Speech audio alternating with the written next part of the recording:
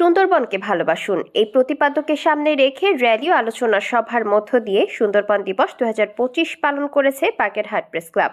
এ উপলক্ষে 14 ফেব্রুয়ারি সকালে Bagerhat press club ও রূপান্তরের আয়োজনে এবং সেভ দ্য সুন্দরবন ফাউন্ডেশনের সহযোগিতায় প্রেস ক্লাব মিলনায়তনে এক আলোচনা সভা অনুষ্ঠিত হয়। আলোচনা সভায় প্রধান অতিথি হিসেবে উপস্থিত ছিলেন সুন্দরবন পূর্ব বিভাগীয় বন কর্মকর্তা কাজী মোহাম্মদ নুরুল করিম। বাগেরহাট প্রেস ক্লাবের সভাপতি মোহাম্মদ কামরুজ্জামানের সভাপতিত্বে আলোচনা সভায় বিশেষ অতিথি হিসেবে উপস্থিত ছিলেন সেভ দ্য সুন্দরবন ফাউন্ডেশনের chairman lion doctor Sheikh Faridul Islam, Bagerhat press ক্লাবের সাধারণ সম্পাদক তরফদার রবিউল ইসলাম, রূপান্তরের জেলা সমন্বয়কারী খন্দকার জিলানী, শিল্পী আক্তার প্রমুখ।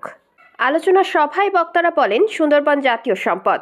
ঝড় জলোচ্ছ্বাস এলে সুন্দরবন রক্ষা করে, মায়ের মতো আগলে রাখে। তাই সুন্দরবনকে বাঁচাতে সবাইকে আরও সচেতন হতে হবে। সুন্দরবন দিবসকে রাষ্ট্রীয়ভাবে উদযাপনের দাবি জানান বক্তারা। বাগেরহাট প্রেস ক্লাবের সভাপতি মোহাম্মদ কামরুজ্জামানের সভাপতিত্বে অনুষ্ঠিত আলোচনা সভায় আরও বক্তব্য রাখেন প্রেস ক্লাবের সাধারণ সম্পাদক তরফদার রবিউল ইসলাম, অর্থ সম্পাদক মোল্লা মাসুদুল হক, সাবেক সাধারণ সম্পাদক M Ali Akbar Tutul, television journalist অ্যাসোসিয়েশনের সাবেক সাধারণ সম্পাদক ইয়ামিন আলী, এটিএন বাংলার জেলা প্রতিনিধি আমিরুল হক বাবু, জেলা মহিলা দলের সভাপতি শাহিদা আক্তার, সাধারণ সম্পাদক নার্গিস আক্তার ইভা, জেলা স্কাউটের সাধারণ সম্পাদক শেখ শাকির হোসেন সহ আলোচনা সভায় বাগেরহাটে কর্মরত বিভিন্ন গণমাধ্যম কর্মীরা উপস্থিত ছিলেন। আলোচনা সভা সঞ্চালনা করেন প্রেস ক্লাবের নির্বাহী সদস্য শওকত আলী বাবু। আলোচনা সভার পূর্বে প্রেস ক্লাবের সামনে থেকে একটি র্যালি